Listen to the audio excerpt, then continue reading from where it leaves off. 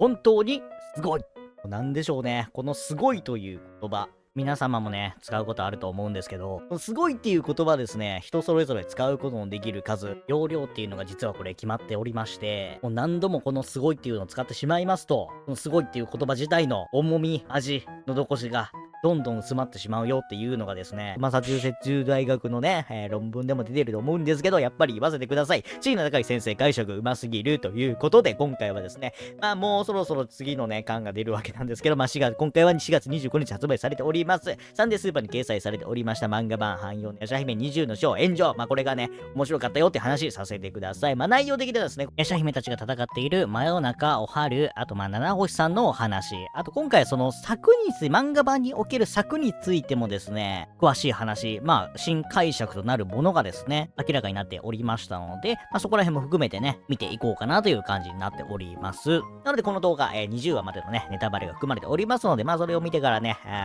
見ないと、わかんないかなっていう感じですので、よろしくお願いいたします。では、その前にですね、軽く、今のね、状況、あらすじをね、どんな感じだったかなっていうのを話していきますと、時代樹の精霊の西へ行けというね、この指示は受けたヤシャ姫さんたち、いろんなね、人とか妖怪とか出会いつつ旅をしていくことで、ゼロの部下というか、協力関係である、真夜中の妻、おはるからね、襲撃を受けてしまいますよと。で、しかもですね、今、作の日でヤシャ姫さんたち、協力ない状態で襲われてしまうわけですから、これは非常にピンチだぜっていう。ですので、これまで特に前々話とかでは、その犬ヤシャさんたちの、過去話とか、ヤシャ姫のね、秘密が明らかになるよっていう部分のね、ストーリーが多かったんですが、今回20話は、おはる、真夜中の襲撃からもわかる通り、普通にそのヤシャ姫さんサイドのね、お話になるのかなと、普通に受け入れてしまうかもしれないんですが、これがですね、なかなか、人と妖怪というのが愛し合い、幸せの中ね、誕生したヤシャ姫に対し、その人と妖怪のちぎりというものが、不幸の結果となってしまった真夜中というですね、うまいことですね、この両者が対比となっていて、面白いね、展開になっているわけでございます。というのもですね、今、このヤシャ姫たちが戦っているおはるさんの話からしていくんですけど、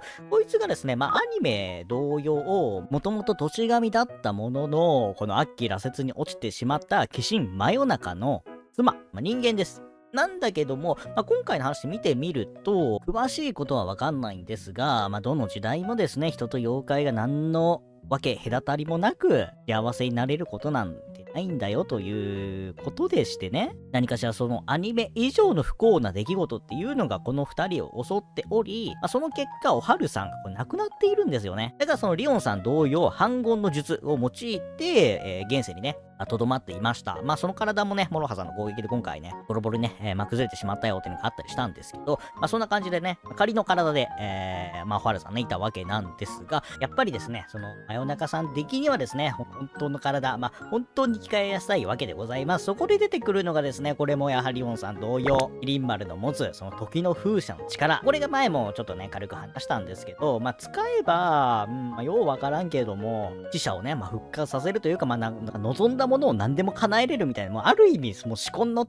玉です。みたいなね、アイテムなので、それ使わせてもらって、そのお春をね、生き返らせるために、キリマルにね、従っているよっていうこれ流れなんですよ。だからその真夜中のところに関しても普通につながりをね、持っているわけでございます。アニメだと、その刹那のね、能力の覚醒の、一つね、服を買っていたかな、みたいな部分があったりするんですが、そのキャラクター的にはそこまでね、関係ないお話だったかなっていうところだったんですけども、漫画版ではね、よりですね、その真夜中が戦っている理由自体にも、ヤシャ姫、リンマルと関係するところ、よりつながりがね、太くなっているところがですね、なんか、こういう漫画版とアニメっていうね、両方あるからこそ、こういうなんか明確な比較対象があるからこそね、よりすげえなーと。今回ね、ひしひしと感じたなっていう話と、はい。だからそのヤシャ姫っていうか、その犬の一族と真夜中っていうのはですね、本当に互いに一種のその恋っていうね、家庭自体は似ているんですけども、結果がね、ちょっと異なってしまう両者の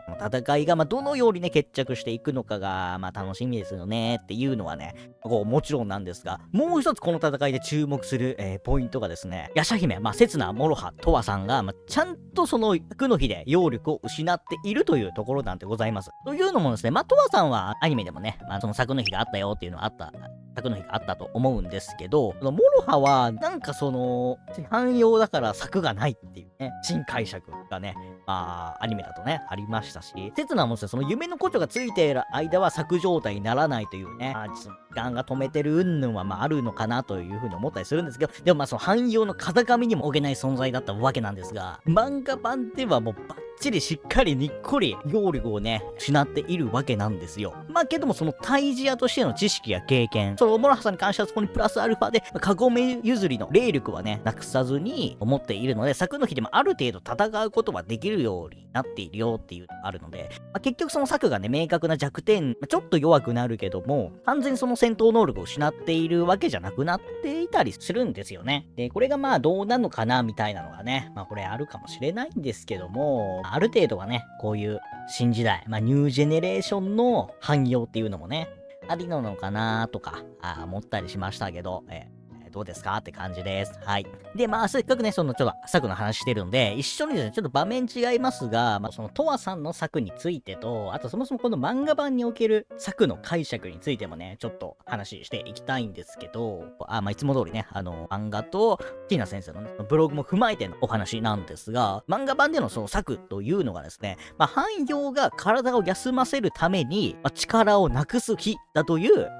解釈。なので、その揚力があれば黒カビにならないし、トワさんはその揚力の少ないというか、すごい回復しづらい現代で長年暮らしていたことで、知らず知らずのうちにその揚力の放出っていうのを抑えていたよと。それによって体力を回復させるために揚力をなくす必要もないので、現代では人間の姿に戻らなかったんだよと。でもその戦国時代に戻ることで、その揚力のね、消費が通常時にね、増えてしまったので、普通にね、戦国時代は揚力を失う日ができたわけなんですけども、さっき言った通り、その幼少期から揚力をね、放出を抑えていた。つまりこの揚力のトレーニングをしていたので、瞬時にですね、今回ではその相手の揚力を自分の力として回復できるようになった。アニメでもですね、相手の揚力を吸うみたいのがあったと思うんですけど、あれはだからその、トレーニングの結果、現代に行ったおかげでできるようになったトワさんの揚力コントロールのなせる技なんだよというね、お話があって、で、シナ先生もね、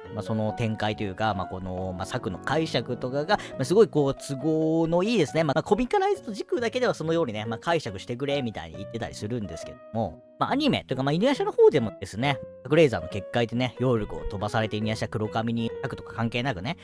黒髪になっていたり、アニメやシャ姫でもね、トワさんその揚力を限界まで使い切ると、黒髪に戻るみたいな描写があったりしましたので、何かしらの方法でその揚力を取り戻せば、作でも戦えるっていうところや、戦えるっていうのはわかる話なのかなっていうのがあったり、あとそもそもその現代で、トワさんが作がなかった解釈については、詳しい説明自体がね、アニメの方ではなかったので、そこをある程度ね、納得できるようにもう説明してくれた部分に関してはね、いいかなというか、全然通じるようなね、設定なのかなと思ったようなところでございます。そして今ね、ちょっとトワさんの話しましたので、トワさんとね、戦ってるトワ VS7 星についてもね、話していきたいんですけども、こちらはまたね、すごいことになっておりましたよと。まずですね、さっきも言った通り、作の日になっていますので、トワさんもちろんちょっとね、運動神経がいいぐらいの女子中学生だし、一緒にリクさん、リオンさんいるんですけども、リクさんこの前、ゼロから受けたね、怪我をずっと引きずっておりますし、リオンさんもそのポケーとした状態にね、戻ってしまいましたので、その中でも戦えるやつ全然いないよっていう中でゼロの配下7星にね、襲われてしまうので、非常にね、絶対絶命かと思われたんですが、ここでそのリクさんの持つ2つの二次元真珠の力、その力によって、揚力を回復し、そこからプラスさらにその能力の覚醒でですね、相手の揚力を奪うだけではなく、その力を仲間に分け与えることができるというですね、つまり魔法トラと魔法アゲルを同時に使いこなせるようになり、7星を軽く、撃退ね、することができたわけなんですけど、これもね、またこの7星っていうのがですね、またアニメ同様相手の悲しみだったり苦しみ、その負の感情にめちゃくちゃ興奮するド変態クソ野郎なんですけども、最後はですね、このトワにやられたことで、自分が欲しがっていた、死を直前にした感情っていうのがですね、自分の中、七星の中にもあって、こんな近くにもあったんだっていうのを理解してね。で、嬉しそうにね、最後、七星さん死んでいったところはですね、やっぱその個人的にヤシャ姫の中でも七星っていうのは、僕、好きなキャラクターでしたので、嬉しいところでしたっていうのをね、話させてください。はい。そんな感じですね。今回メインとして、ファル七星をね、なんとか撃退したよっていうのがあったわけなんですけど、次に現れてくるのはですね、悪に転じた元土地神真夜中さん。鉄のモロハが迷わずですね、この逃げを選んだほどの実力者でありますので、こいつとの戦いがですね、次回気になりますよねっていうのあるし、そもそもですね、この先ほどもね言った話ですけど、このヤシャ姫真夜中っていうのがですね、その互いに人と妖怪との出会い、関わりの深いですね、両者となっていますので、ここがね、戦いだけじゃなく、精神面も含めてね、どのような結果になるのか、楽しみですねっていうのがありますし、そもそもの真夜中とお春のその悲しい過去っていうのが、今回そこまで明らかになりませんでした。これまたね、そのアニメ以上に面白い物語を、これ一つで読み切りができるぐらいの何かね、お話がね、見れてくれるのかなと。ちなみにそのアニメではね、息子に、コローっていうですね、唯一のその半人半身というですね、その特殊な存在がいたんですけども、椎名先生曰くちょっとカットされてしまうそうですな。ここだけちょっと、少し残念なんですけど、しゃあないかなというところと、真夜中にそのモロハさんがちょっとやられた時に、トワがこう受け止めるっていう場面がですね、ここあったりするんですけども、これが前話で殺生丸が犬夜叉を抱えるというちょっと場面があってからの、今回トワがモロハをお姫様抱っこするというですね、この綺麗な流れもまたですね、本当うまいねというところだけね、最後言わせてくださいという感じで、はい、今回は漫画版半魚の夜叉姫20の章炎上の話でございました。